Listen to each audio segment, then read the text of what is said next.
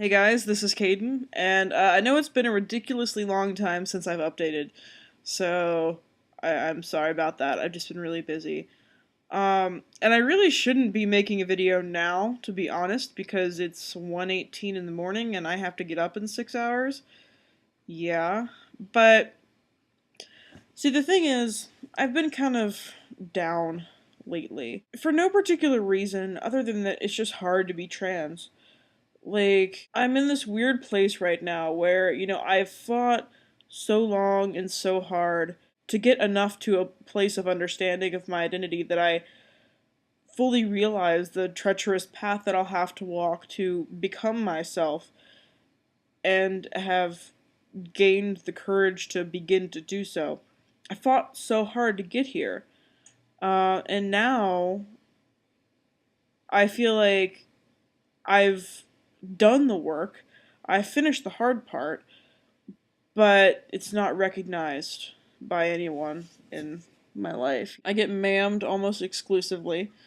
I go to the women's bathroom almost exclusively because I just feel like it's safer for me. I shouldn't have to think that way, but it's safer. I didn't actually intend for this video to just be a major downer, but this is the way I've been feeling recently. And just tonight, I had one of those moments, I think, where I realized that there is still beauty in the world. It's really important for me because I just get so bogged down all the time, especially being an activist. I feel like as an activist, I'm much more in tune with things that go on, things that people say, the way that people use language, how privilege operates, and just there's so much that can just get me down. I feel like tonight was one of those moments that I really just needed. What happened was I was conducting a panel for the community that I live in. It's called Scholar Leader.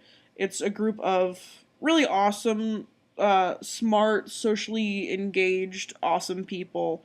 Uh, and of course, we were speaking on the topic of LGBT and diversity. Like, why does diversity matter?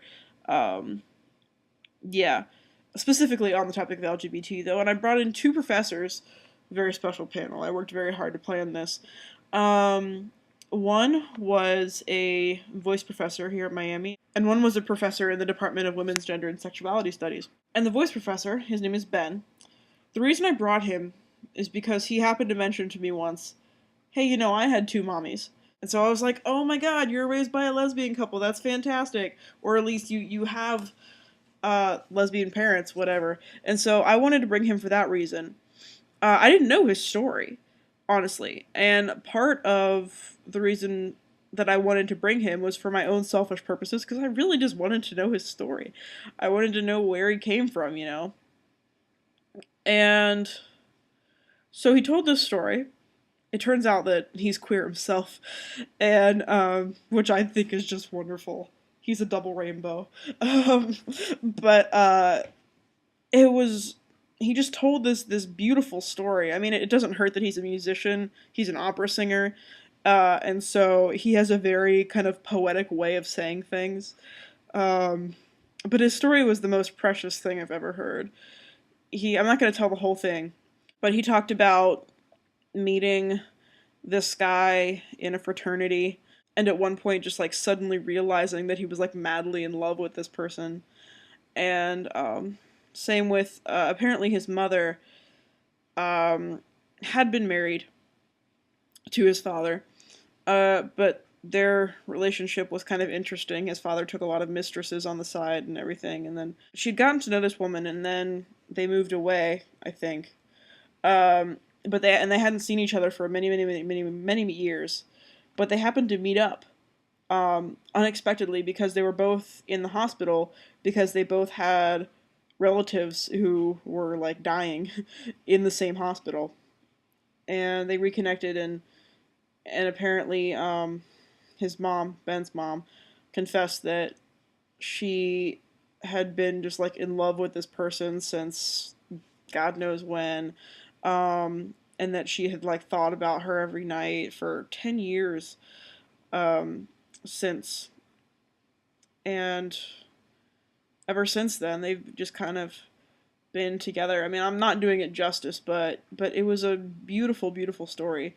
Um, and another thing that Ben was talking about was that in college, he was so concerned with everyone liking him. You know, he wanted to be liked, much like everyone else does. And he said that the most important thing is just to come into yourself, know who you are, and just be yourself.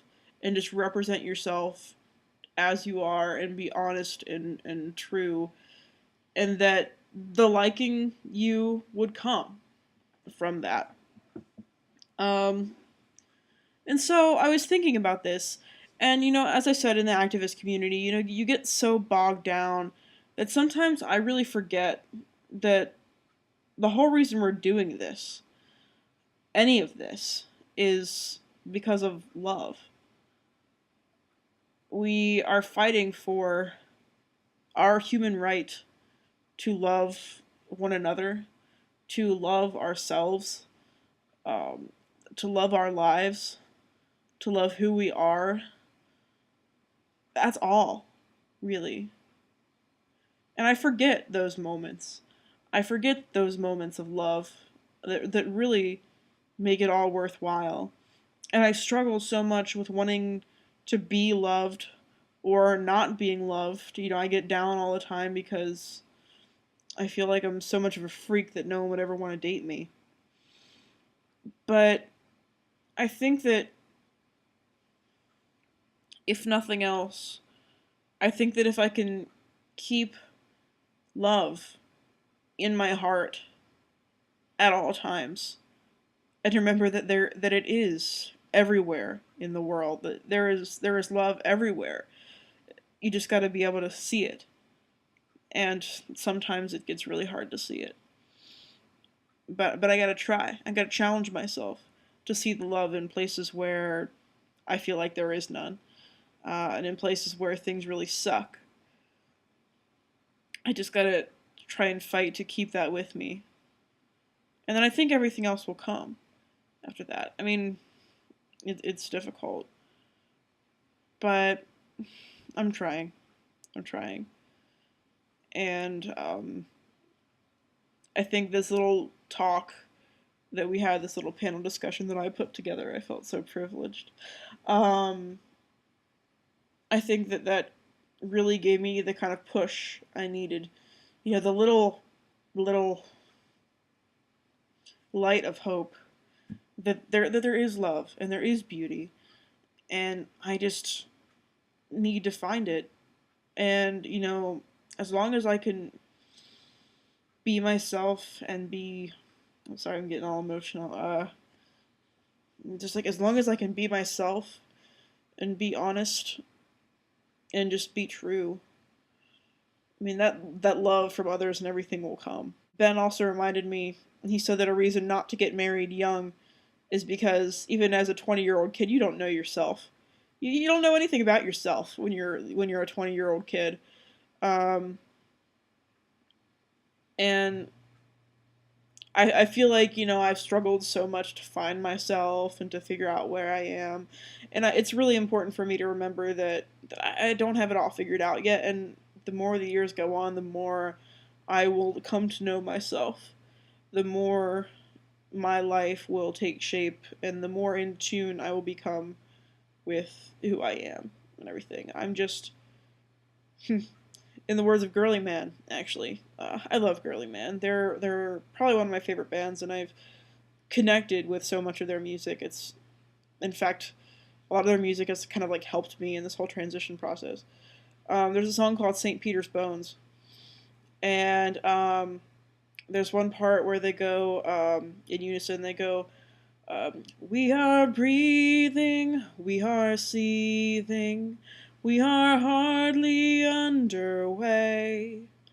Um, yeah, and so I think that "we are hardly underway" line is really important because I mean, they're like a little bit older than my age, probably like mid-20s or something, maybe low 30s, I don't know. But we are hardly underway. You know, we have just begun. We have so much time left.